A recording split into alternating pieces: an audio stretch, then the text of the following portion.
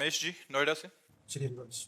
श्री हरिवंश महाराज जी, आपके चरणों में कोटि कोटि प्रणाम। महाराज जी, मेरे कुछ संशय हैं, कृपया निवारण करने का कृपा करें। महाराज जी, क्या पद्म आसन में कुछ और क्रियाएं कर सकते हैं, जैसे कीर्तन, पाठ पढ़ना, वार्तालाप या भोजन करना आदि? नहीं, पद्मासन में मंत्र जाप, नाम जप और शांत भाव से बैठ सकते हैं, बस। और नहीं, ये नहीं कि पद्मासन लगा के भोजन पा रहे हैं, पद्मासन लगा करके हम पाठ कर रहे हैं, कीर्तन कर रहे हैं।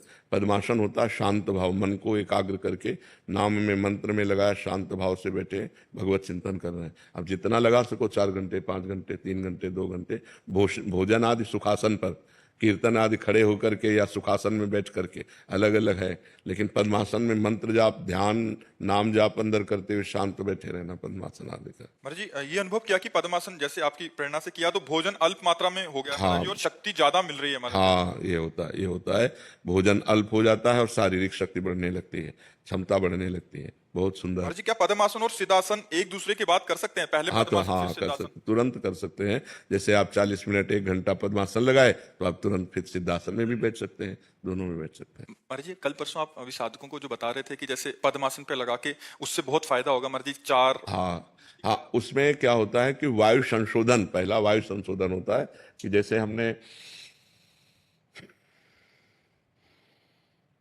ये 2 बार हुआ, ऐसा 10 बार करे आसन में बैठ करके, ये वायु संशोधन हुआ। फिर अगर 4 बार प्राणवायु को नाम लेते हुए घसीटे और 4 चौको 16 बार बीच में रोके और 8 बार निकाले, इसे प्राणायाम की प्रथम पद्धति कहते हैं। इससे बहुत लाभ मिलेगा, शरीर स्वस्थ रहेगा और भजन में मन लगेगा। और महाराज जी, ये मतलब 10 बार एक साथ करना है महाराज जी? हाँ, 10 बार एक बार, पर अभ्यास करने के लिए 1-1, 2-2 से शुरू करें। गृहस्थ आश्रम में भी कर सकते हैं? आराम से कर सकते हैं, बहुत सरल है। मतलब दो प्राणायाम कर ले, फिर 3 कर ले, फिर 4 कर ले, धीरे धीरे 10 की संख्या में पहुंचे। पर वो स्वास्थ्य लाभ क्या क्या मिलेगा इससे? इससे सबसे पहला लाभ होगा कि मन शांत होने लगेगा, शरीर निरोग होने लगेगा, प्राणवायु बलिष्ठ सूक्ष्म हो जाएगी और भजन में मन लगने लगेगा, ब्रह्मचर्य ठीक हो जाएगा। बहुत से लाभ ही लाभ है इसमें। हानि तब है जब इसके व्यतिक्रम कर दिया। जैसे आपने प्राणायाम किया और 30-40 मिनट निकालना चाहिए, कुछ 1 बूंद पानी भी नहीं पीना चाहिए। यदि आपने पानी पी लिया तो बिगाड़ कर दो। उससे पहले पी सकते हैं? हाँ, उससे पहले आप पी सकते हैं। 50 ग्राम 100 ग्राम पानी पी सकते हैं और तुरंत प्राणायाम में बैठने के लिए 50 ग्राम 100 ग्राम पानी पीकर बैठ सकते हैं। प्राणायाम का समय क्या है महाराज जी?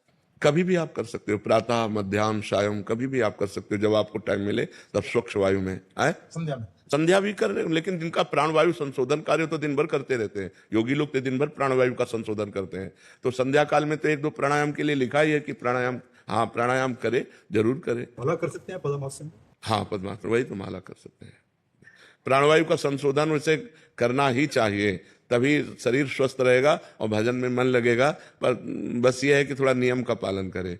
अगर व्यभिचारी पुरुष है तो फिर कर ही नहीं सकता है, क्योंकि इसमें थोड़ा संयम चाहिए। बिना संयम नियम के प्राणायाम होता भी नहीं है ना। कभी करते में स्टार्टिंग में चक्कर से आ जाते हैं, चक्कर से अब वो ब्रह्मचर्य की कमी के कारण, तभी हमने कहा ना, व्यभिचारी पुरुष जैसे आपने गलत आचरण किए तो ये पवित्र थोड़ी हो सकते। एक संयम पूर्वक, पहले संयम है, फिर नियम है, फिर प्राणायाम, फिर प्रत्याहार, फिर ध्यान, फिर धारणा, फिर समाधि है।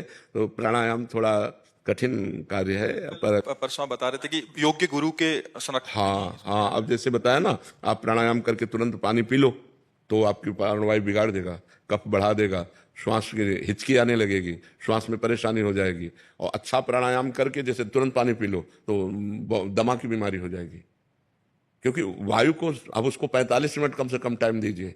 प्राणायाम हुआ, अब 45 मिनट कुछ खाना पीना नहीं, अब वो पच जाएगी, फिर इसके बाद आप पा लीजिए। पर ये बहुत सावधानी की जरूरत है।